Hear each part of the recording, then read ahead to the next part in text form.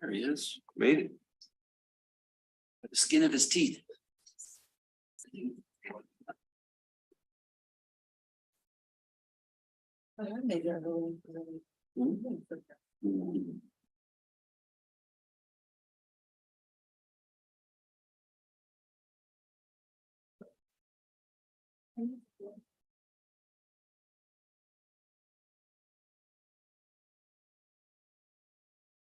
Morning, Brian.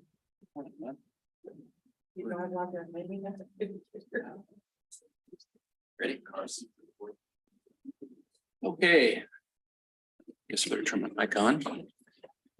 I'd like to call to order the regular board meeting of Tuolumne Utilities District for Tuesday, August 22nd, 2023.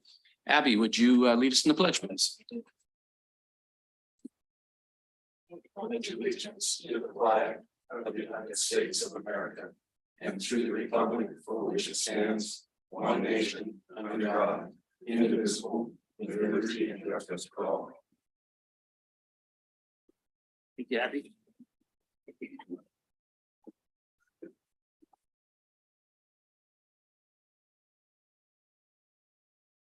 Okay, public forum. We'd like to welcome the members of the public who have taken the time to attend this meeting and provide comments on matters related to district business.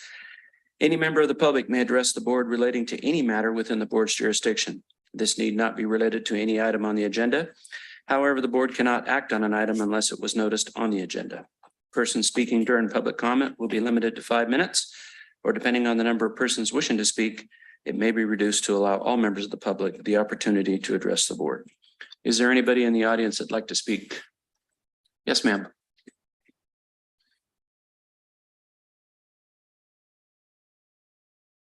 Left on mute.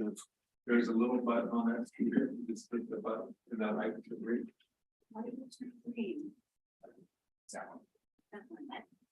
There it is. Good morning. I'd like to introduce myself. I'm Leonidas Russell.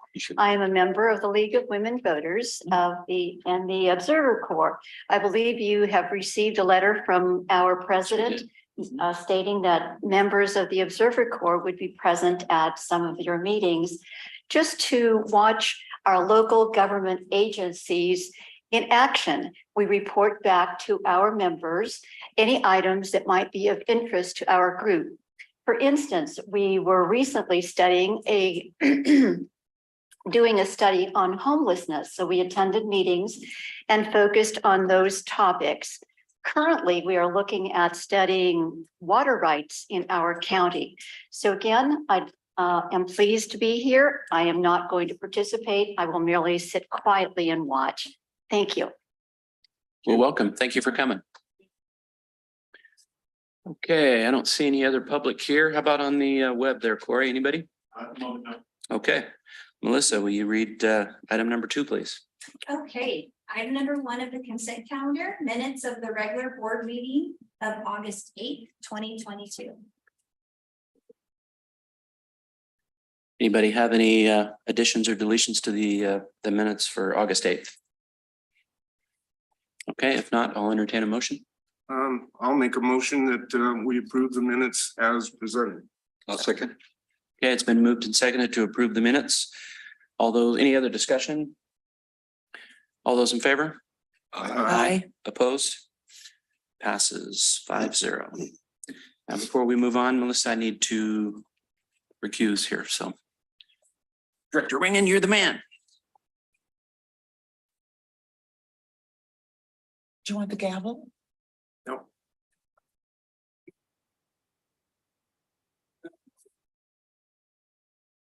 Okay, Melissa, if you would, please.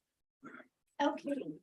Item number 2 under regular business, consider approving agreement regarding construction and transfer of water and sewer mains to serve 4 parcels and a remainder on Phoenix Lake Road.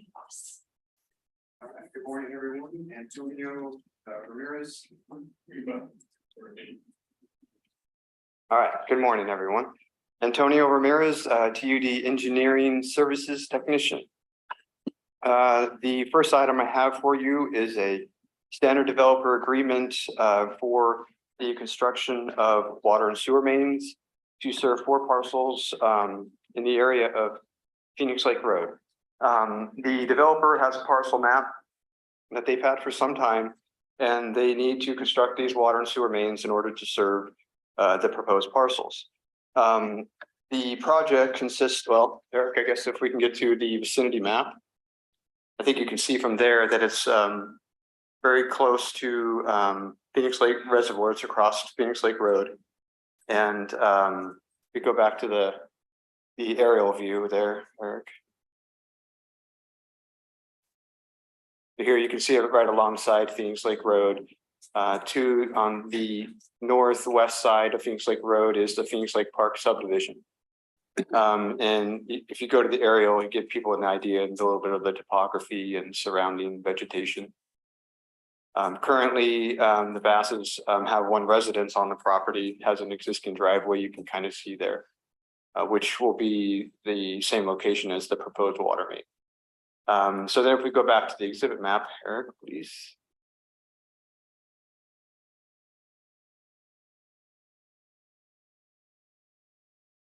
There we go. So in order to serve the proposed parcels, they're proposing to construct this water main up the existing driveway.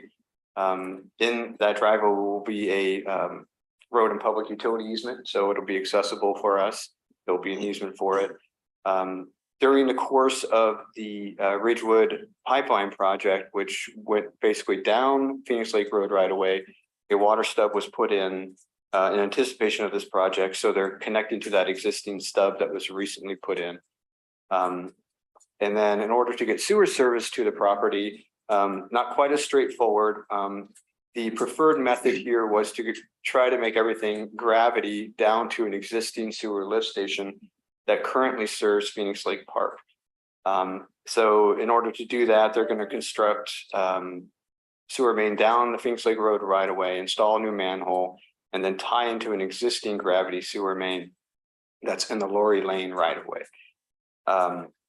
This is preferred to the interceptor in Phoenix Lake Road is under pressure in this area. It's a siphon. It's a pretty significant siphon, and operations and the engineering departments felt that it makes more sense to do a gravity main than punch more holes than necessary under pressure and have private sewer pumps.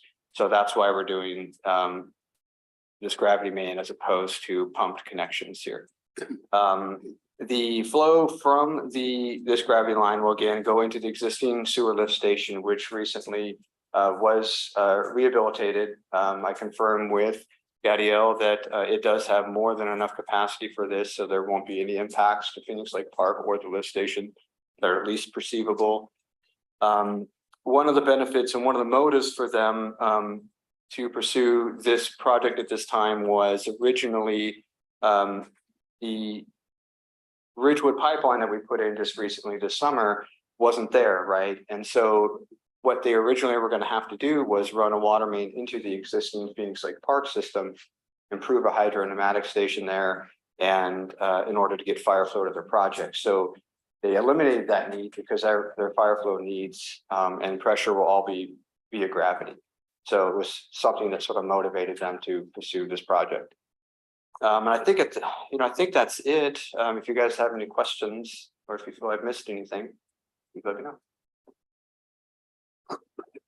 Yes, go ahead.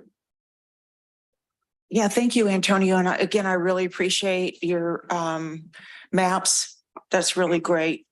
Quick question a little bit. Do you think that Google map, when you look at all that sedimentation on the north in the Google map, yeah, that sediment coming in, is this a recent photograph after the floods? Are you talking about sediment in Phoenix Lake? Yes. I don't know anything about that, to be honest. I mean, that's really profound. I mean, I know I'm a little bit off the record right now, but it's kind of a glaring feature. I don't know for certain. However, I think in that portion of the boot, there's a lot of bulrush. And so we may be seeing some bulrush mixed with sediment in there. But I don't think it's reflective of last winter. I think this is prior to this last winter we had. Okay, thank you. Apologize for the aside, but it really caught my eye. Okay, so now the question on the VAST project. It looks like on the map that the Twainhart interceptor is just a little bit above that on the road. By above, do you mean north or? It says, okay, above and to the right of parcel 4, Twain Hart Interceptor siphon section. Okay, right, yes. Up yeah. there, okay. So just to be clear, is this request a variance? No, there's Okay. no variance here. It's just more, I only point that out just so that to help everyone understand that we are thinking about these things and exploring. Because I did ask Erica, say, hey, when I'm sort of setting these projects up with people, we had 2 options. We could have pumped directly into the interceptor, which we sometimes do, or we could have gravity. And so I had to explore with operations and with the engineering department, which is the preferred method for the district, which one should we put in the developer agreement? And so I'm just pointing that out just for extra information, so you know that we're considering all these things and not just necessarily doing the quickest, easiest thing for someone. So Yeah, I it appreciate certainly would that. be easier and faster for them to do the pumps, I think. I appreciate that. I have some more questions. Okay. Yeah. All right. And then the TUD sewer lift station, if I heard you correctly, you said is that new rebuilt, refurbished? Rehabilitated, so I don't know all the details necessarily. I think an existing sump was replaced. And some new parts, maybe new building. You guys have more detail for that. We did a pretty extensive rehabilitation it took a couple of years after it was all said and done, but sumps and pumps and generator. And so that station is now kind of off the list in terms of needing anything for quite some time, and it has more than adequate capacity. There isn't a lot of growth potential here. So it was sized to serve Phoenix Lake Park, and the flows there are less than what the plant can handle right now. So adding 4, connections to this should have no impact. Will there come a time when that is insufficient to serve future development? I don't see a time, just based on the watershed here and like the sewer shed and the way the zoning is. I don't see that time coming. What will likely happen is the station will just get old and it will just need maintenance or need to be updated. They will pay, Antonio says this in the developer agreement, a capacity fee that includes a lift station adder charge. So they are paying for the capacity they're consuming in the lift station. And if I can add, I did ask that question, Barbara of Gadiel, and he said that the pump station has about 3 times the capacity of Phoenix Lake Park itself. We also explored the 2 manholes on the plans that we actually are looking at currently. I'm recommending stubs each way because there is gravity towards up and down Phoenix Lake Road. So we can catch more people potentially if the main goes up and down Phoenix Lake Road. And based upon the number of parcels, it seems like we have enough capacity. That's great. Well, I think this has caught a lot of folks' attention. This is our drinking water, and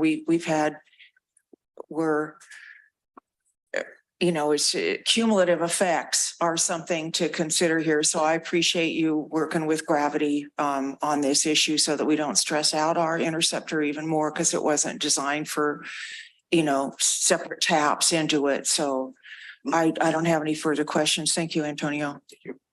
Anyone? Yes, go ahead. Antonio, where the gravity sewer mains tying in, what size line is that it's tying into? It's going to be a 6-inch and it's tying into a 6-inch. Okay. No other questions? Go ahead. Anyone else? Yes, go ahead. Just a general question.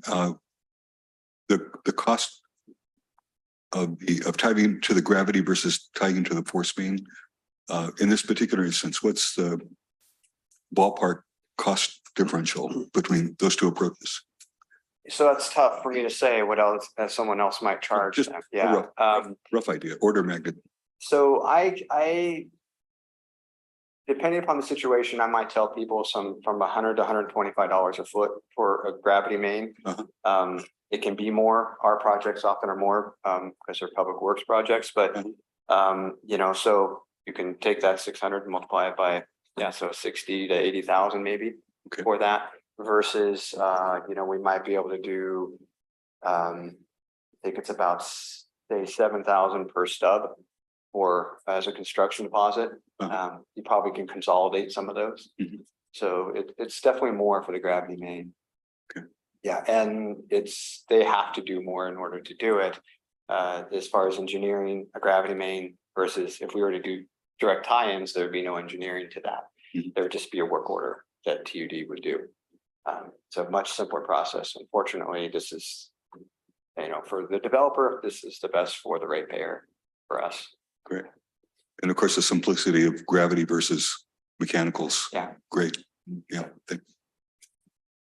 Okay, any further questions? Anyone from the public? Corey? I know.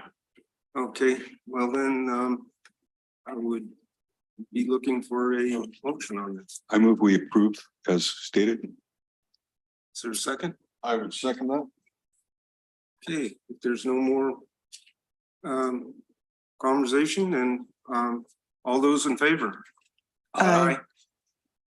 Anyone against? Okay, 4-0. Yes. Does President Kearns recuse himself for the next item as well? Yes. Okay, thank you. Just checking. I just want to state one thing, Antonio. I read through your two things. You're really doing a great job. I mean, you give us pretty much every bit of information that we need in order to really evaluate these things. And I personally really appreciate it. Thank you. You know, it's always a team effort. I have great support, great leadership, you know, and the staff always helps me, field staff, engineers in the department. So it's definitely a team effort. Thank you. Okay, Melissa. Okay, item number 3, consider approval of an agreement regarding construction and transfer of a water main line extension to serve 3 parcels in the community of Sonora, Holder Enterprises LLC. Okay, again, Antonio Ramirez, Engineering Services Technician. Again, I have another developer agreement. This time is construction of just a water main, a 300-foot water main to serve 3 parcels near Cavazoo Road or adjacent to it. Here, Eric has up for me the vicinity map. You can see Cavazoo Road there. This is in the Greenlee Oaks area. As you continue up Cavazoo, it starts to climb the hill and they're about halfway up the road on the left-hand side. This has been a vacant area for quite some time. They're looking to sell these properties, but in order to do that, they're going to need to have water service to them.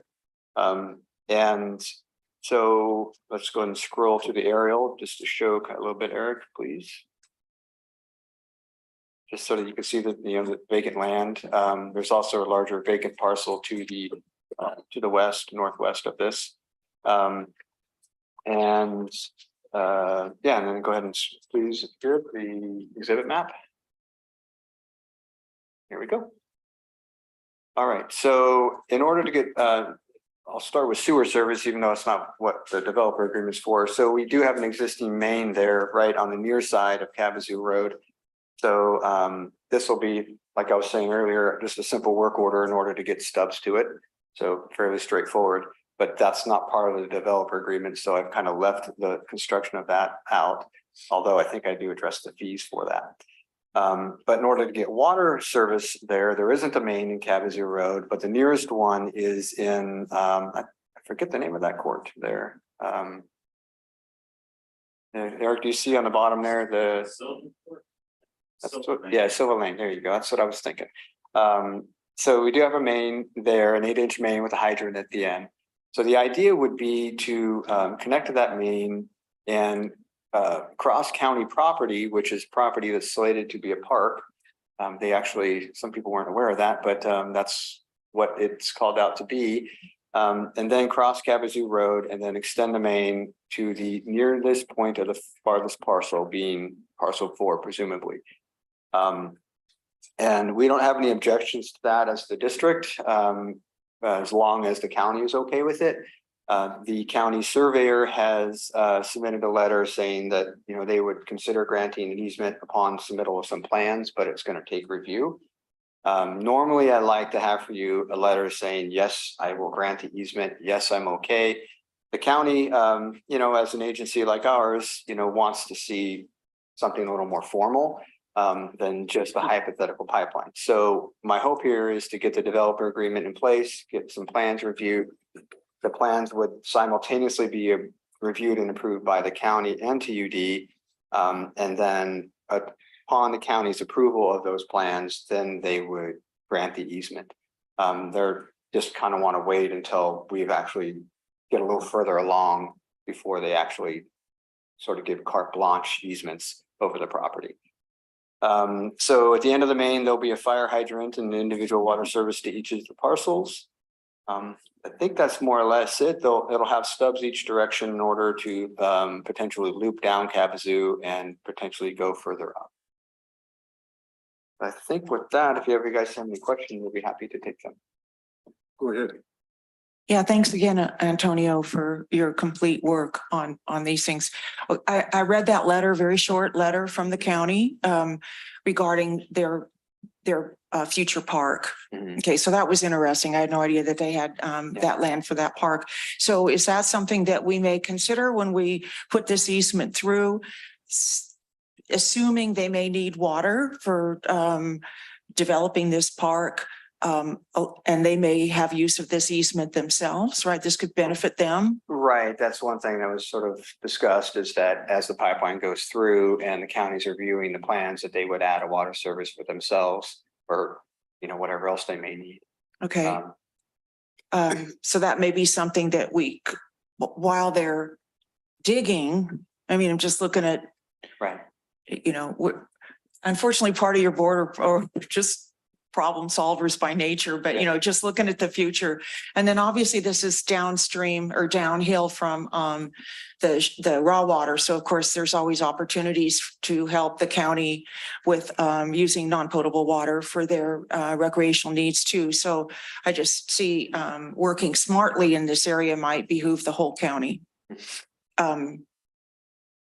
So that's all I want to say is make sure that we work with the county on this piece to make sure that that they benefit from this soil disturbance. Okay. I have no further questions, comments. Anyone else? I got a Go ahead. question.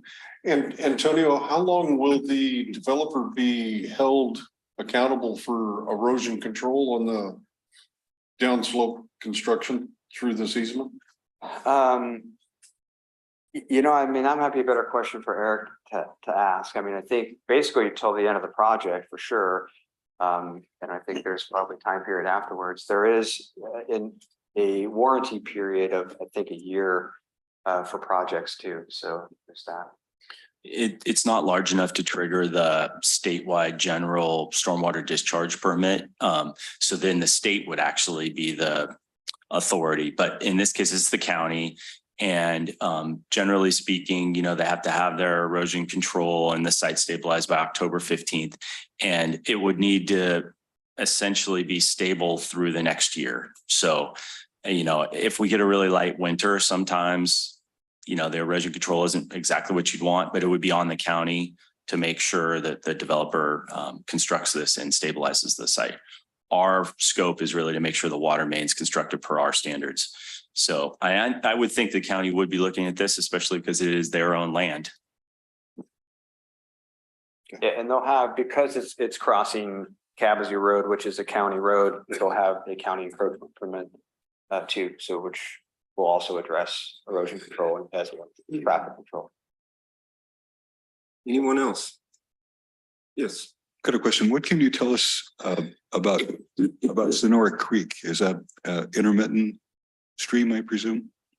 I will tell you what I know, but then I'll also defer to Eric because he probably knows much more, I know he knows much more about it. So that's a natural drainage. But as the, you can't see in here, maybe if we scroll up, you might be able to see, but Shaw's Flat Ditch sort of parallels Sonora Creek to the north, a few hundred feet, but it crosses Sonora Creek upstream to the right-hand side or to the east. I think there's some sort of diversion there or spill there, something like that. So it kind of keeps it running a little bit longer than normal. Yeah, there's a spill there, but on all of the spills on that Shaw's Flat loop, we have to release one MID. Environmental reasons, because when the Shaw's Flat pipeline was built to Sonora Water Treatment Plant, that was mitigation. Could you repeat the last thing you said? I missed It that. was mitigation for the Shaw's Flat pipeline to release that water. Thank you. Thanks. Any other questions? Yes, go ahead. Yeah, Eric, along the same lines, the way the miners built the system historically, they could release floodwaters because that is a diversion conveyance in the wintertime and that goes down Sonora Creek.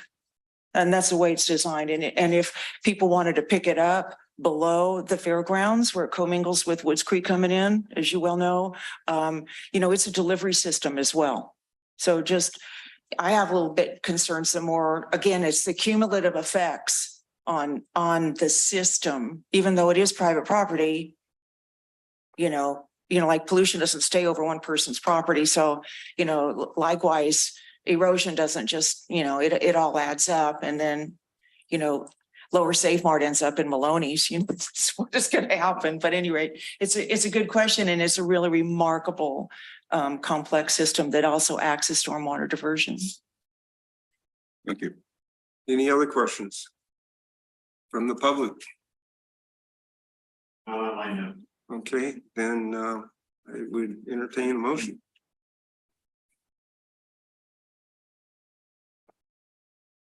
I would move that we accept this project. Do I have a second? I'll second. Okay, any further conversation? If not, all those in favor? Aye. Anyone against? 4-0. Thank you, Antonio. Could you, when you get out there, pop your head in and tell Director Kearns? Thank you.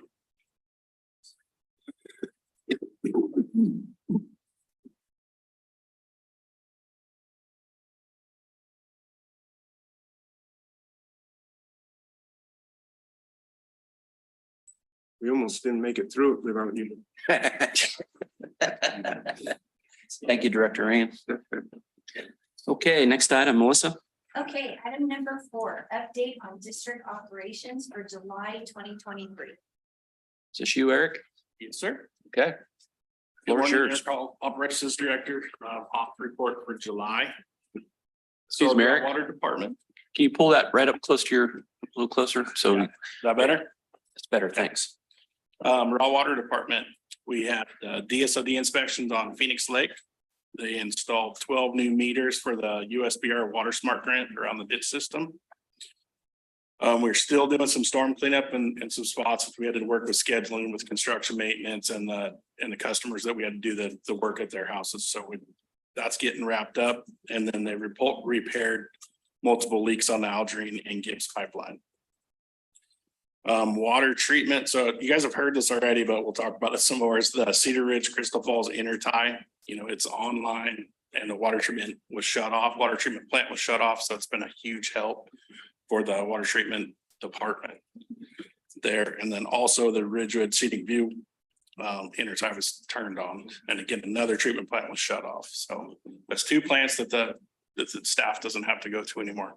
And it's been a big help to free bodies up to do some other stuff. And then they've also just had normal operations for that month. Distribution, 3 service line leaks, and they continued with tank inspections.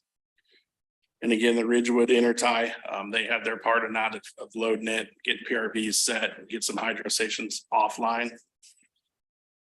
The Mill Villa well rehab, new drives and pumps were set, so it's still ongoing. Procurement's been a little bit slow on that, getting the pieces and parts, but it's going in a good direction.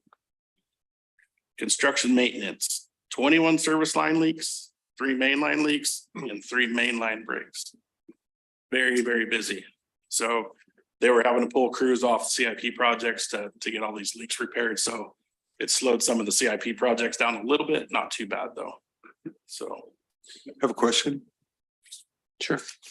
Of the leaks, could you give us an idea of how many, if any, were techite pipe? Is there one? And can't remember if there was one this month or if it was last month.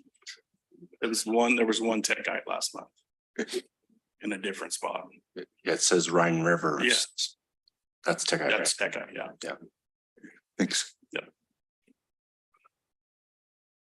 So the construction maintenance, they did continue CIP projects, the Mill Villa sewer lift station, Parrots Ferry sewer lift station, that one's completed now. And then they've got 4,000 feet, 10-inch C900 installed on Mount Provo. So how do we explain it? They're about halfway done with the lower portion, which would be on Mount Provo itself. So they're doing very well. They're fighting rock.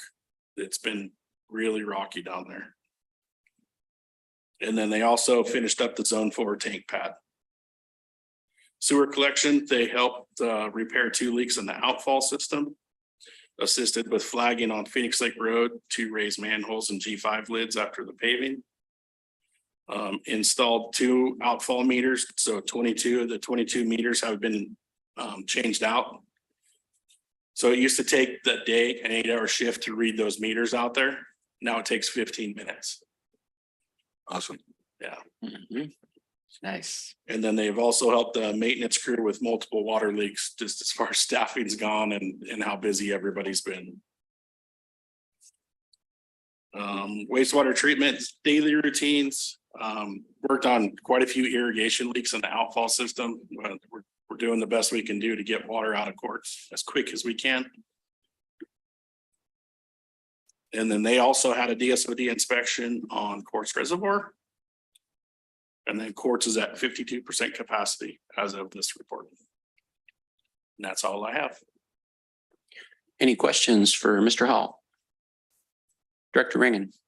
I don't have a question. I just want to compliment you on a really thorough report.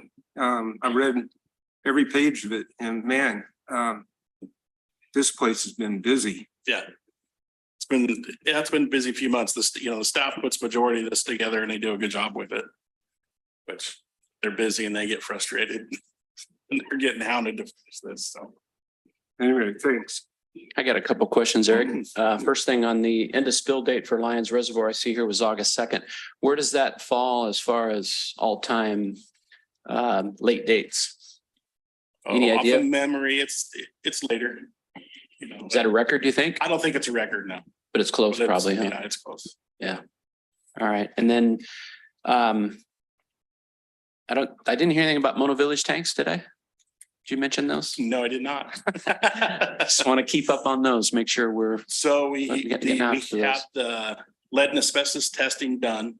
And then we had to come back because it did have a trace. So we had to get another sample, send it to another lab, which that came back clear. The potholing's been completed. I think they're gonna try and get out there this week and dig the new trench for the plumbing and get tank C tied back in. Then we'll get tank B drained and get C back online. And then we can get in working on the RFP to get tanks demoed. And then we can get geotech done and okay, so we're moving. we're moving. We're moving forward. on it. Yes. Okay, I'm gonna keep asking you about that one. That's so- fine. Okay, just warning. All right, any other questions for Eric? Okay. Thank you, Eric. Good report. Thank you. All right, go ahead, Melissa. Okay, item number 5, Sonora Regional Wastewater Treatment Plant Progress Report. Is that you, Eric Johnson? It is. Good morning. I'll run through this pretty briefly, but stop me at any time. A lot of activity down on the project site. It's amazing what can happen in a month. It's for several months, it looks like nothing's happening. And then all of a sudden, the site's really starting to take shape.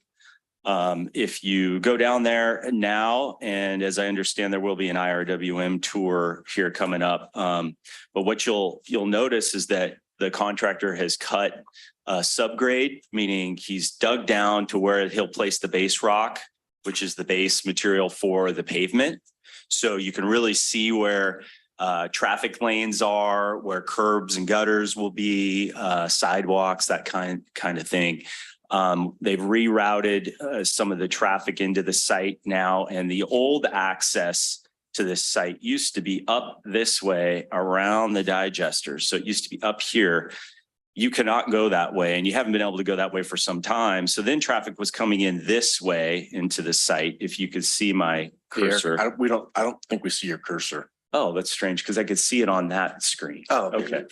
It's very small. I need to change it. But so now the traffic is circulating in. I'll move my cursor erratically so maybe you can see it. There it is. Yeah, and it comes through the parking lot here, the labeled parking lot, and around the building. So some of the things that we've really seen some progress on is the second floor roof panels have been put up on building B, which is our biosolids building. And they have also energized portions of the site. So now they can start to actually turn things on and do some startup and some testing. Let's see here. Funding wise, we're sitting at almost 75% of the project budget. What is important to note here is we're almost to the end of our loan, which means we now have access, and your finance department is working on the necessary paperwork that come to this board to close out the loan. And then we will be able to file claims against the grant portion of this project, which is the last $8.5 million. At this point, we are trending, believe it or not, to be on budget with this project, like skidding in right without a dollar to spare. And that isn't to say there hasn't been change orders on the job. I mean, there's been a lot of change orders. We've been working very well with the contractor to minimize the cost to those. So they will generate a rough order of magnitude cost. They'll circulate it to us.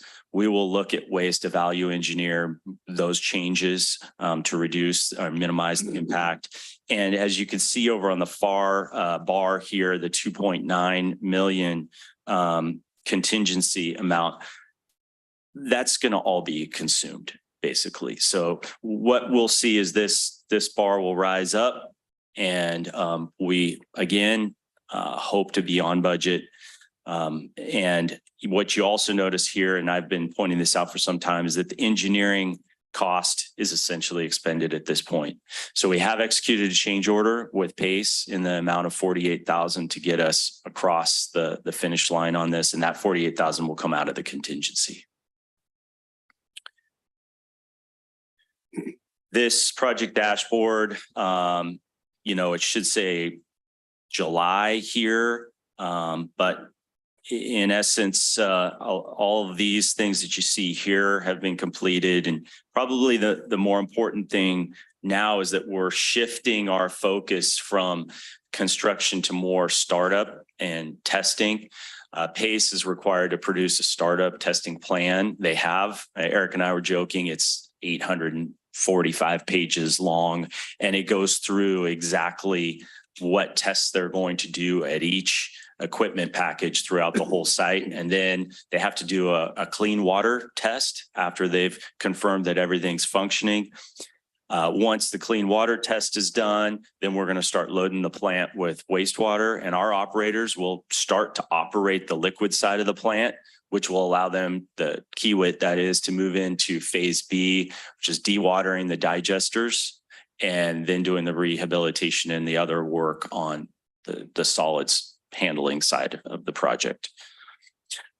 With that, we have training sessions that have been organized by the contractor for all the equipment packages. So for instance, we have the blowers and the secondary clarifiers. The manufacturer's representative will be on site.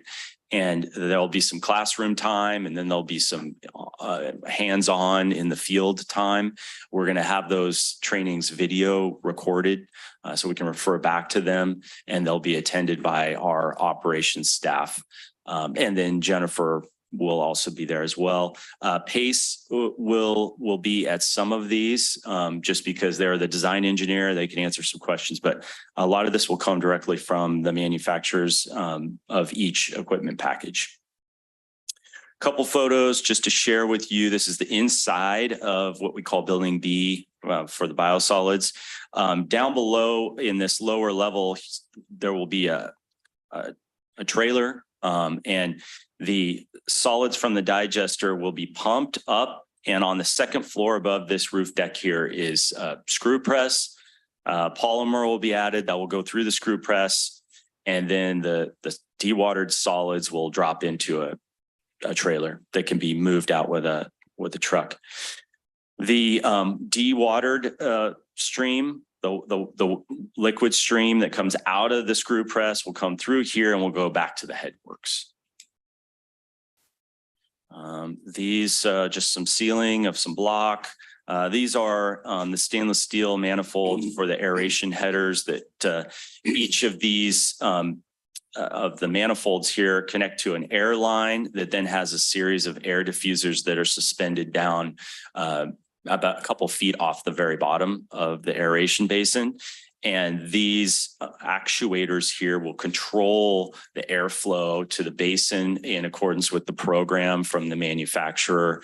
It is controlled off of a set point for dissolved oxygen in the basin, and it will turn on and off different zones in the basin to achieve the water quality we want at the end. So that's going in. Some of the airlines are going in right now. And then just some overall photos of how the catwalk structures turned out and the stairs at the chlorine contact basin, then also at the headworks. This area right here, I need to change my pointer, but I'm not going to try to do it right now, is where the screening, the raw wastewater comes in, and this screening apparatus here will remove and put into a washer compactor, and then out of the washer compactor will be the waste stream that will be deposited into a dumpster. There'll be a dumpster sitting right here that can get picked up however often the operations staff need it to be. Some base rocking on the roads, and some yard hydrants and some light standards, the foundations for the light standards. So it just gives you an idea. We're down to the kind of the finishing touches on some of this when you're putting in the light standards and the yard hydrants. And then an overall, again, this is an old photo, so we'll get you an updated one on the next progress report. Happy to answer any questions. Thank you, Eric. Any questions? Yeah. Director Boatright. Cool. Yeah, go Oh, ahead. sorry. Eric, the yard hydrants you showed there, are they reclaimed water or are they potable water? They're reclaimed water. We do have some treated water hydrants, but that's reclaimed water. So yes, there'll be some purple Okay. added to Streams them. off again. That's all I have. Director Balin? Yeah, that'd be really weird if everything else is purple, but that's, potable water for fire. Very good. A couple of questions. And, by the way, it's just amazing project. We've, been kept apprised of it all the way along. Really appreciate it. Love the drone shots also. It's really great, the transformation. My question is, and I appreciate you guys going not hardscaping, because this is a big exposed area. My question is, we talked before about perhaps a landscaping plan. It maybe at a future date that may kick in terms of, yeah. I should have said this when I said we're coming in under budget and that we have had change orders. The other aspect is we have reduced some of the scope of the project in order to fit our budget, because we knew early on that there were some things that and so one of those things, and I'm just going to really quickly answer your question here. Sorry, I wanted to give you the overall. One of those things is there was a significant amount of base rocking in this area down below that we have minimized and done just on, and I'm realizing you can't see the pointer, but so we've reduced some of the base rock and paving. And another thing that we've reduced is the landscaping. So we are planning on doing really more xeriscape, less irrigated areas. We didn't have a lot to begin with, but we're even going to be reducing that. With that said, though, we are going to have those drip lines and some of the irrigation system installed and stubbed up so that we can connect to it at a future time. But the funding just isn't there. Another example of things that we're going to cut costs on is we had a very expensive sign. You see the teardrop island on the very entrance to the site. We had we didn't know it was this expensive, nice concrete sign, Tuolumne Utilities District, Sonora Regional Wastewater Treatment Facility. We're looking at, that was $30,000 for a sign. We don't need to spend $30,000 on a sign. So we're going to be looking at ways to sign the entrance, but do it in a much more economical way. I hope that answers your question. Yeah, just to sum up, so just to cut costs, you're cutting the sign and the landscaping. Correct. And some paving. And what? And some of the paving. Okay. I don't have any further questions. Any other questions for Eric? Okay, thank you, Eric. Thank you. Okay, staff reports. I don't have much to report. There just hasn't been a Natural Resources Committee meeting in a while. It hasn't been a Water Policy Advisory Committee meeting in a while. No communication to me from the water agency. So on that front, it's been kind of quiet. Last Thursday, we did have a meeting with USBR, the Chicken Ranch Tribe, and TUD. Still working on slow progress, but working on our contract for water out of Maloney's. That I feel like that's going to start stepping up our game as far as more frequent meetings, more focused meetings, more productivity. But it's just difficult dealing with the bureau. They're kind of slow. So other than that, been real busy just monitoring everything going on down at regional and with the stuff going on with plants. Coming up though, next Wednesday? Yeah. Next Wednesday, the 30th, we have a raw water ditch committee meeting that I'm looking forward to. That's it for me. Anybody? Okay, who's next? Abby, you got anything? I do.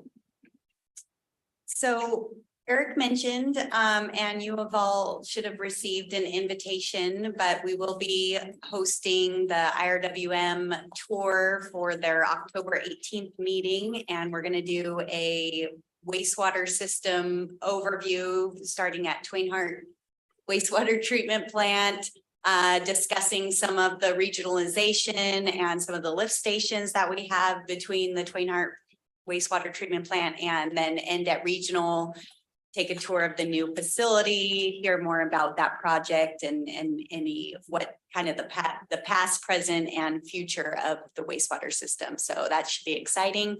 That's on October 18th. And we have invited some local partners, but also regional partners, and at the state level, State Senator Alvarado Gil and her staff members. So we're trying to get the word out about all of that we're doing up here. And there's some really cool history about the wastewater system. So that should be really interesting. And also speaking about wastewater, we have Oz Jardine, who is an OIT for us down at the regional plant, passed his grade 1 test. So we're happy to have him as a graded operator. That opens up the opportunity for him to work more independently, and that will help out the very busy wastewater treatment department. And then finally, Antonio, who was just here earlier, shared with us last week that a customer came in specifically just to let our staff know and give commendations to a couple of our staff members who have been really helpful to him. He lives in Gibbs Ranch. And am I saying that right? Yes. And he had a couple of months ago unknowingly tied it to a sewer line of ours. And so that caused a little bit of issues. He worked with Aiden Whitmer, our wastewater foreman, collections foreman. And what started as sort of a difficult, rocky start to that has come full circle. And he just wanted to commend our staff, Aiden Whitmer, and then also specifically Robbie Byers, one of our construction maintenance foremen who worked on the repair last week and just said that they are just fantastic. And he just came away with a really positive experience after having a couple of rough months trying to figure out his system out there. So just wanted to share that with you. It's really good news. Good. And that's my report. Thank you. Okay. Eric Johnson. Briefly, I just want to give the board an update on a couple capital projects. As you may recall, the Zone 4 tank up in Sugar Pine, we executed an agreement with RDC Construction out of Reno area. And our crews, Eric shared on the ops report, have graded the site, and the contractor has moved in and they're going to be pouring the ring wall foundation for the tank tomorrow morning. And then after some cure time on that concrete, our crews will move back in and the tank will hopefully be up, erected, and possibly operational by the end of the year. However, there's a pump station aspect to the project. So our crews will be also doing the pump station, making good progress there. There was a bit of a delay because there were birds nesting on the site. We had to wait for them to leave. Another capital project, the Upper Cedar Ridge tanks. The board authorized purchase of about 1/3 of an acre of land up there for those tanks. That has been completed, and today the surveyor is up there doing some survey work so that Elizabeth can finalize the design and then get the geotechnical investigation done, and we'll move forward with that project as well.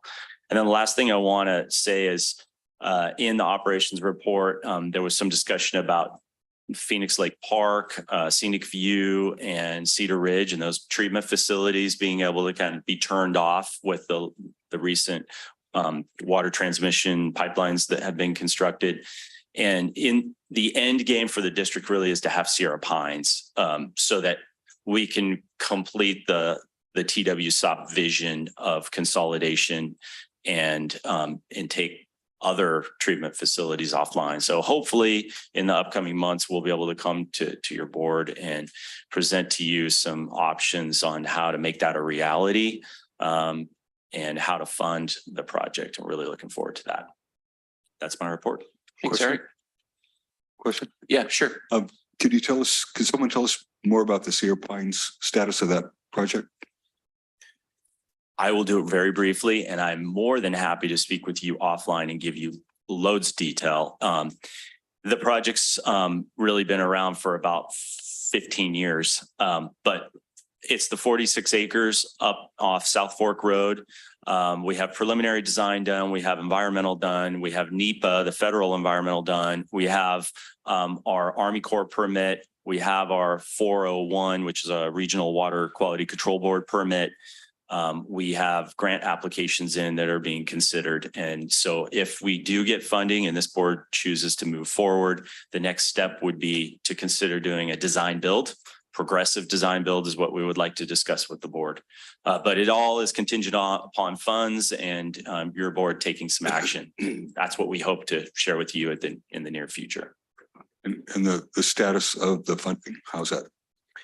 We think in the next few months, there will be something positive to share. Up to this point, it's been a lot of me talking and us, imagining something happening, but I think we're getting close to actually focusing in on something for you folks to actually consider. Fingers crossed. Thanks. Second question, with regard to the wastewater treatment, is there any community event planned as a celebration of completion of that project? It's been contemplated. Uh-huh. Also maybe a plaque in the building has been contemplated, but I don't have any details to share. And thank you for bringing that up because it does need to rise back up to our on our radar. But I would probably look to Abby and Emily to end on some direction on what they want to do there. Cool. Abby? The only thing I would add is that as we get closer to knowing what a good completion date and when it's safe to bring, more of the public out, we are absolutely looking to do something because we've had quite a few members of the public that are very interested in the project and wanting to take a tour. So it is on our radar. We just need to get a little closer to the actual completion date and then we'll schedule something. Thank you. Just refresh my memory, how many community members are affected by that plant? We have 6,000 sewer customers, connections. But ultimately, all of the sewer from the county kind of filters down and through that plant. So it affects just about everyone who does business or lives or uses the facilities in the county.